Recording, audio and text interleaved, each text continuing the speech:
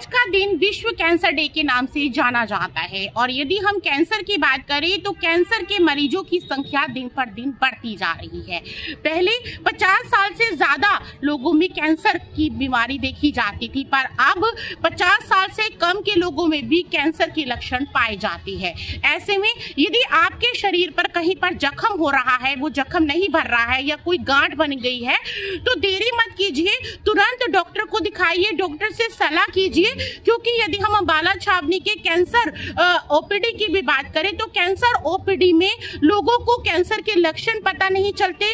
Doctor का कहना है कि जब 3rd और 4th स्टेज पे लोग मरीज आ जाते हैं, जब वह ओपीडी में चेकअप कराने के लिए आते हैं। ऐसे में दिन पर दिन जो हालत है वो खराब होती जाती है और यहाँ तक कि लोग अपनी जान तक गंवा बैठते हैं।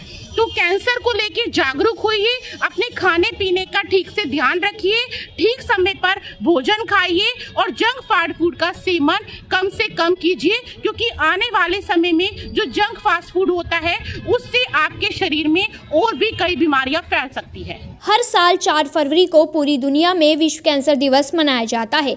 कैंसर दिवस मनाने का उद्देश्य लोगों में कैंसर के प्रति जागरूकता बढ़ाने और इस बीमारी से लड़ने के लिए वैश्विक स्तर पर प्रयासों को मजबूत करना है। कैंट का अटल कैंसर केयर सेंटर कैंसर मरीजों को जीवन दान दे रहा है।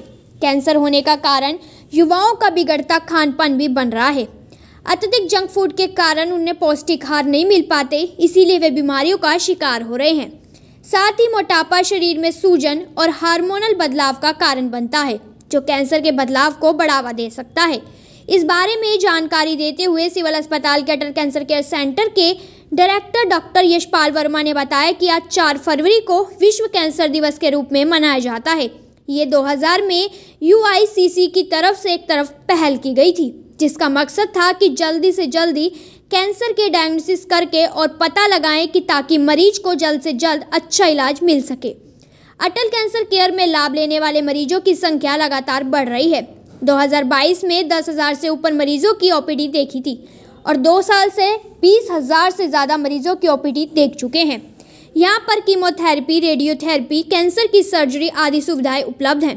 कैंसर मरीजों का उम्र के हिसाब से वे नीचे की तरफ ग्राफ जा रहा है। जहाँ पहले मरीज 50 या 60 साल की उम्र में औसत मिलते थे, आज वे औसत 30 या 35 साल तक आ गई है। उसका कारण जीवन शैली बदलना है। आज 4 फरवरी है और इस दिन को वर्ल्ड कैंसर डे के तौर पे मनाया जाता है। ये 2000 में UICC की तरफ से एक पहल की गई थी। इसका मकसद था कि हम जल्दी से जल्दी कैंसर का डायग्नोसिस करें, उसकी जांच पड़ताल करके जल्दी से पता लगाएं, ताकि मरीज को जल्दी से जल्दी अच्छा इलाज मिल सके।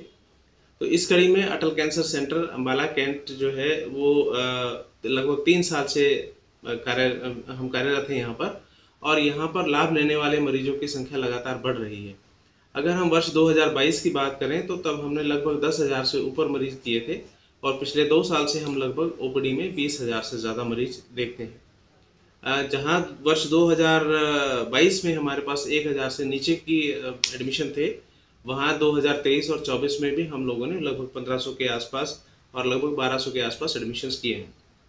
जहाँ तक यहाँ पर उपलब्ध सुविधाओं की बात है, यहाँ रेडियोथेरेपी, कीमोथेरेपी, कैंसर की सर्जरी, पैलिएटिव केयर और बाकी जो मरीजों की सुविधाएं हैं जो सरकार की तरफ से स्कीम होती हैं, उन सब की हम यहाँ से तीमारदारी करते हैं।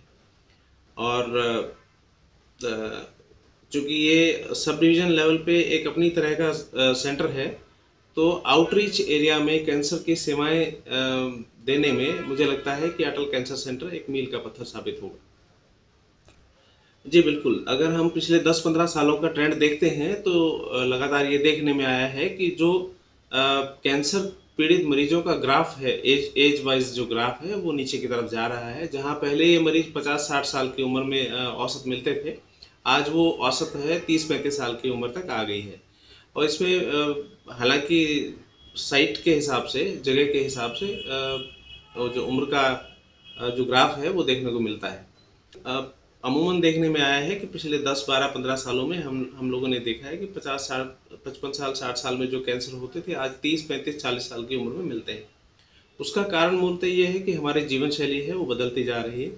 कुछ केमिकल्स का जो प्रयोग है या सिंथेटिक चीज़ों का जो प्रयोग है उन चीज़ों के ऊपर अभी रिसर्च अध्ययन चल रहा है। कुछ लोग मोबाइल या जो नई तकनीक है उसको भी जिम्मेवार मानते हैं, लेकिन इस तरह की चीज़ें अभी रिसर्च के दायरे में हैं। तो जो सिंथेटिक चीज़ें हैं, प्लास्टिक्स हैं, पॉलीमर्स हैं, इन चीज़ों के बारे में डेफिनेटली कुछ ट्रायल्स आई हैं जिन्होंने ये साबित किया है कि हमारी जो जीवन शैली में उपयुक्त होने वाली जो चीज़ें हैं वो इसके लिए काफ़ी हद तक जिम्मेवार हैं।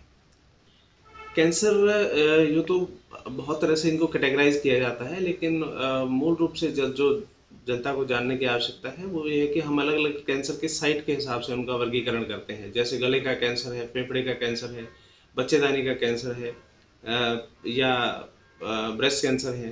तो इस तरह से हम इनका वर्गीकरण करते हैं जगह के हिसाब से। दूसरा जो आपका सवाल है वो कि इनके लक्षण क्या है।